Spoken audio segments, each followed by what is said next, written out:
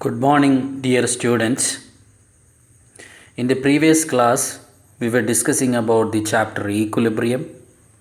We were discussing about the state of equilibrium. We were discussing about the equilibrium constant in terms of molar concentration and equilibrium constant in terms of partial pressure, and what is the relation between equilibrium constant in terms of partial pressure and equilibrium constant in terms of molar concentration. We know that this is the equation that relate Kp and Kc. And today we will discuss about what are the characteristics of equilibrium. We know that equilibrium is a state where the molar concentration of reactants and products are constant, or the rate of the forward reaction at equilibrium is exactly equal to the rate of backward reaction. So let's see what are the characteristics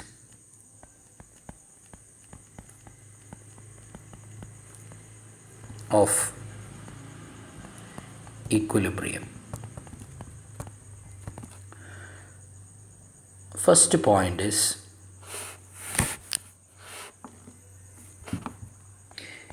in order to attain equilibrium, the reaction must happen in a closed vessel. So you just imagine if the reaction is happening in an open container, the gases will be escaping, the pressure will be changing, so the partial pressure also will be changing. And the second point is equilibrium can be attained from either side of the reaction. So if you take a reaction that is A plus B gives C plus D, we were discussing before. So here we have taken A and B on the left hand side and we have taken C and D on the right hand side. You can always say that C plus D is a reactant and A plus B is a product if you consider the backward reaction. You can always say that A and B is the reactant in case of the forward reaction. So you can take any set as the reactant and any set as the product, not arbitrarily A and B or C and D. That's what I am talking about. So here IUPAC has instructed whichever you write on left hand side could be taken as the reactant. Suppose if you are taking the reaction by taking C and D, is it possible to attain the equilibrium? Of course it is possible to attain the equilibrium. So the reaction will start from this side to this side. So some amount of A and B will be produced and that will react back to give C and D. So the same state of equilibrium will be reached under the same condition of the temperature and pressure, whether the reaction is carried out from forward side or backward side. And the third point is equilibrium is dynamic in nature. Dynamic in nature means the reaction will be happening in forward direction as well as in the backward direction. So one of the condition for the equilibrium it is the molar concentration of the reactants and the product will be constant. When there is no change in the molar concentration of the reactant and the product, it doesn't mean that the reaction is not happening. The reaction is happening in the backward direction and in the forward direction, but they are happening in the exact equal rate. Forward reaction is exactly equal to the backward reaction. So the equilibrium is a dynamic state. And the fourth point is rate of forward reaction is exactly equal to the rate of backward reaction, which we have already discussed. The rate of forward reaction is exactly equal to the rate of backward reaction. And fifth point is all measurable properties. That could be the number of moles of the reactant, pressure, temperature, all once the equilibrium is attained will become constant. That's why the molar concentration of the reactants and products are constant. All measurable properties are constant. And the next point is, if you add a catalyst, this is a striking point. If you add a catalyst into the equilibrium mixture, the catalyst will enhance the rate of forward reaction as well as backward reaction to the same extent. So what happens? A catalyst helps to attain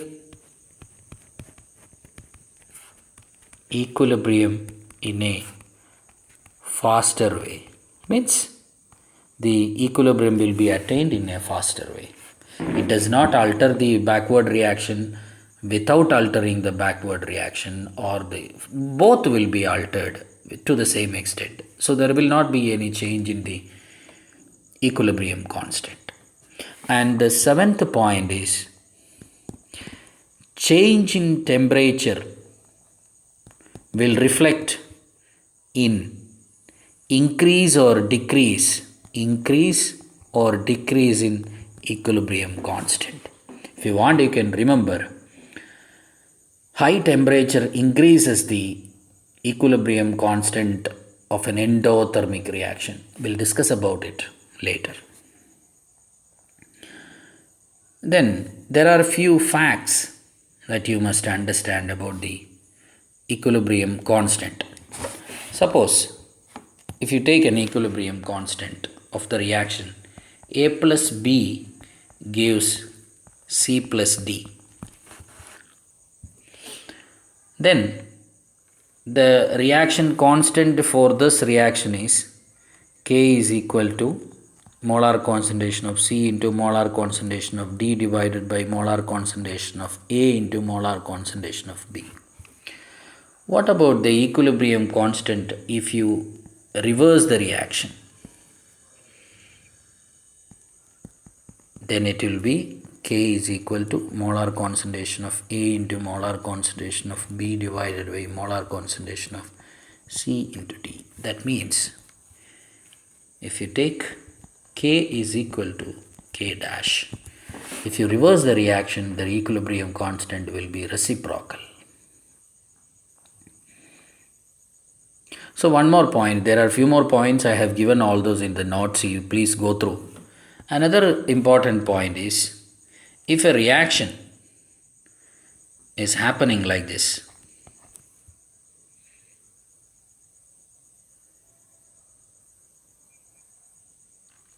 A gives D. If the reaction is happening like this, A gives B, B gives C, and C gives D. So this is K1, K2, K3, and this is the equilibrium overall reaction. Then K is equal to K1 into K2 into K3. If you want, you can write down the equilibrium constant for each of the reaction and you multiply it. If you multiply this, you will get this one. Then the very important points from this chapter, it is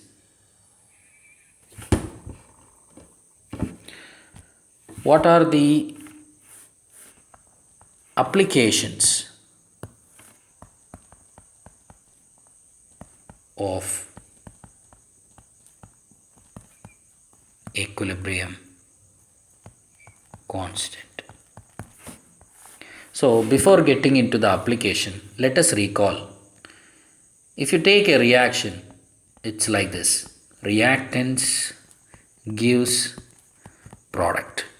If you consider this as a reversible reaction, you can write down the equilibrium constant as molar concentration of the products divided by molar concentration of the reactants. Please have an idea like this in your mind. So the very first application of equilibrium constant is to predict the extent of the reaction.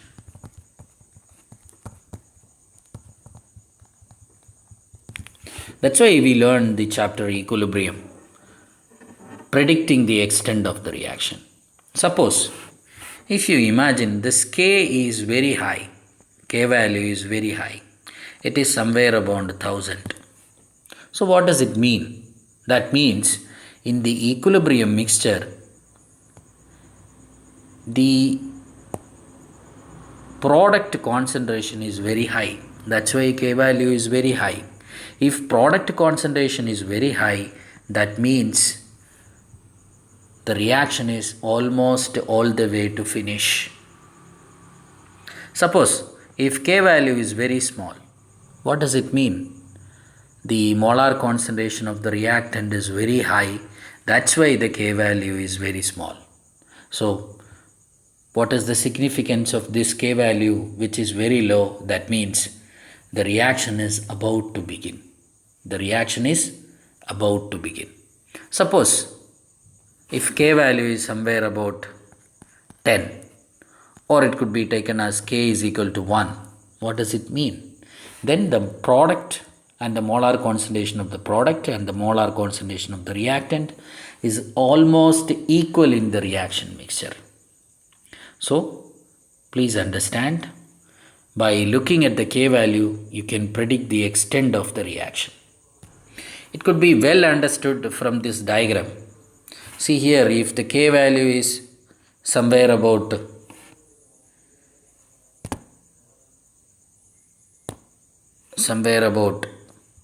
1, that means the molar appreciable concentration of both the reactants and product. If K value is above 10 raised to 3, that means the reaction proceeds nearly to completion. If the K value is very small, that means the reaction proceeds hardly at all. Please understand. This is a very good diagram that will make you to understand. If it is very small, what is the case? If it is very large, what is the case? And if it is equal to 1, what is the case? So generally we take 10 raised to 3. If it comes about 10 raised to 3, reaction proceeds nearly to completion. If it is less than 10 raised to minus 3, that means reaction is about to begin. Reaction proceeds hardly at all. Please understand. So it could be consolidated by these 3 points. Point number 1.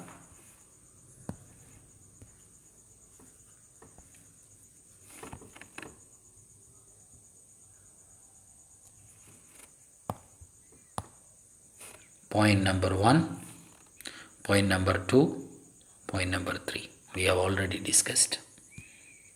Now what is the second significance? Second significance is you can predict the direction of the reaction. Predicting the direction of the reaction.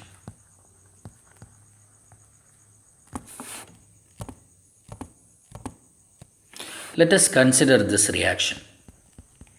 H2 plus I2 gives 2HI, and Kc for this is 57 at 700 Kelvin. Now if you take the molar concentration of H2, we will write it as H2T. It indicates at a particular time it is 0.1 molar. I2 is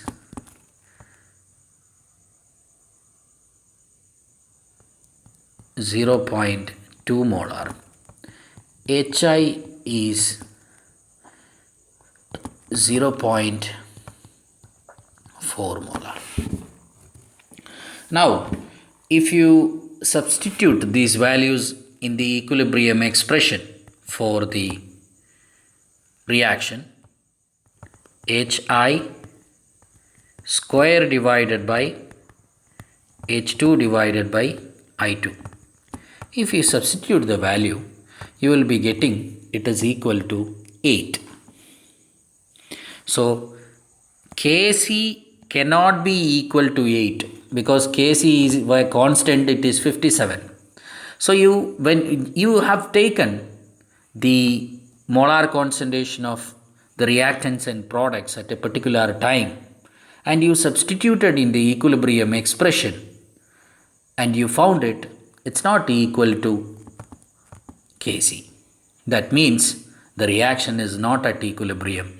When the reaction is not at equilibrium, the equilibrium expression is indicated by the letter Q. We call it as reaction quotient. Reaction quotient in terms of concentration. Reaction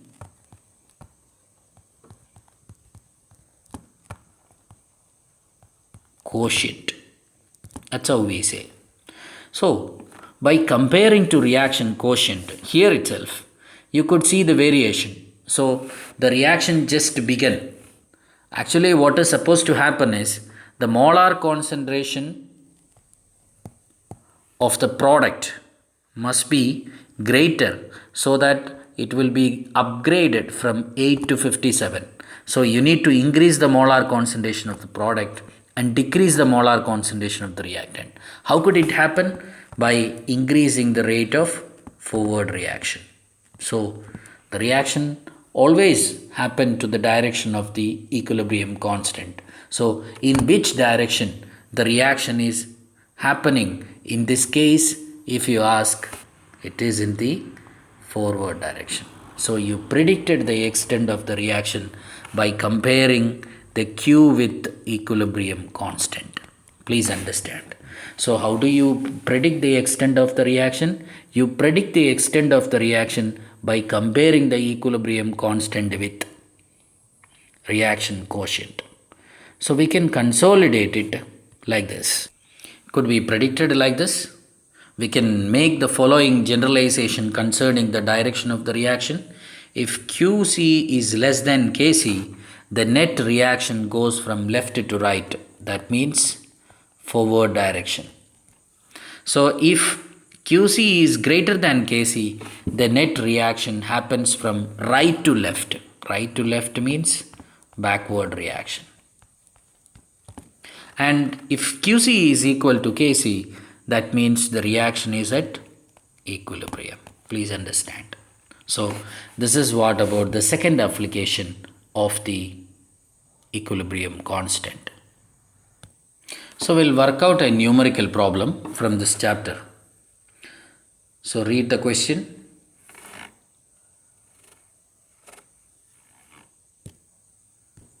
So, read the question. The following concentration measured for an equilibrium mixture at 500 Kelvin is N2 is equal to 3 into 10 raised to minus 2 molar, H2 is equal to 3 into 7 into 10 raised to minus 2 molar, NH3 is equal to 1.6 into 10 raised to minus 2 molar. Calculate the equilibrium constant at 500 Kelvin for each of the reaction. So here, how do you find out the answer? The answer to the question, if you need to find out, you have to find out the equilibrium constant. So, in order to find out the equilibrium constant, you have to write down the equilibrium expression. So, worked examples are this. First one is N2 plus 3H2 gives 2NH3. First question. And second question is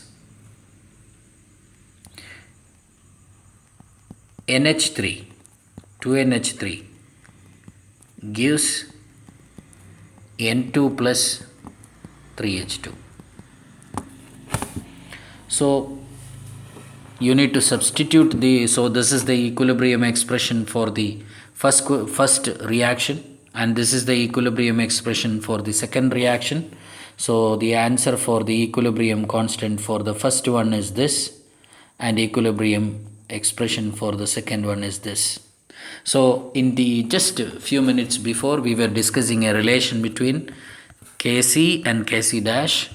So, it is being proved by this example. So, you can recheck it. You can take down this question as an example to work out. Methyl tertiary butyl ether MTBE, an octane booster in gasoline, can be synthesized by heating methanol and tertiary butyl alcohol with sulfuric acid. This is the equation. In this equation, solution denotes a largely organic solution that also contains water. Write down the equilibrium constant expression for the reaction. Next question is this. Methane reacts with hydrogen sulfide to yield H2 and carbon disulfide, a solvent used in the manufacture of rayon and cellophane. So this is the equation. So what is the value of Kp at 1000 Kelvin if the partial pressure in an equilibrium mixture at 1000 Kelvin is 0.2 atmosphere of CH4 and 0.25 atmosphere of H2S and 0.25 atmosphere of CS2 and 0.1 atmosphere of H2. So in order to solve this, what you need to do is you have to write down the equilibrium expression, that is Kp is equal to partial pressure of H2 raised to 4 into partial pressure of CS2 divided by partial pressure of CH4 into partial pressure of H2S square. So you need to substitute this value in the expression and simplify it. You will get the answer. So it's going to be like this. This is the equilibrium expression. Please understand where the coefficient of H2 is written, where the coefficient of H2S is written. You have simplified it, you got the answer. This is the Kp value. That's how you need to work out. Next question is this. Hydrogen is produced industrially by steam hydrocarbon reforming process. The reaction that takes place in the first step of the reaction and process is H2O plus CH4 gives CO plus 3H2. This is steam hydrocarbon reaction, reforming process. So Kc is given, Kp is given. So from Kc you have to find out Kp, and from Kp you have to find out Kc. So yesterday we have learned an equation, that is Kp is equal to Kc into RT raised to delta N. What is the delta N value for this? So delta N is equal to number of moles of the product, that is 3 plus 1, 4 minus 2, that is equal to 2. So you can substitute the value and find out the answer for both. So please work out the question. This is the answer for the first one and this is the answer for the second one. Okay. This is the next question. You need to predict the extent of the reaction. You need to predict the direction of the reaction. So I have already discussed how to find out the direction of the reaction. Please write down this question. A mixture of 1.57 moles of N2, 1.92 moles of H2, 8.13 moles of NH3 is introduced into a 2-liter reaction vessel at 500 Kelvin. At this temperature, the equilibrium constant Kc for the reaction N2 plus 3H2 gives 2NH3 is 1.7 into 10 raised to 2. Is the reaction mixture at equilibrium? If not, what is the direction of the reaction? So equilibrium constant is already given, that is 1.7 into 10 raised to 2. You have to compare this with the QC. So in order to find out QC, you have to have the molar concentration of N2, molar concentration of H2 and molar concentration of NH3. Here the problem is molar concentration is not given directly. So what you need to do is, here number of moles is given, total volume is given. So you already know that molarity is equal to number of moles divided by volume expressed in liter. So number of moles is given for each one. Volume it is constant, that is 20 liter. So for each one, N2, H2 and NH3, you have to find out the molar concentration and substitute in equilibrium expression. Equilibrium expression is NH3 raised to 2 divided by H2 raised to cube into molar concentration of NH2. Substitute the value, you will get the answer. So this is what the answer for the question. So you could see this is how it could be worked out. The molar concentration found out in each case. So QC is equal to Kc, that is 1.7 into 10 raised to 2. So the reaction is at equilibrium. Please understand. So we'll continue. Thank you for watching. I actually given an assignment, one question. You need to work out what that question. For that I haven't shown the answer. You need to submit it.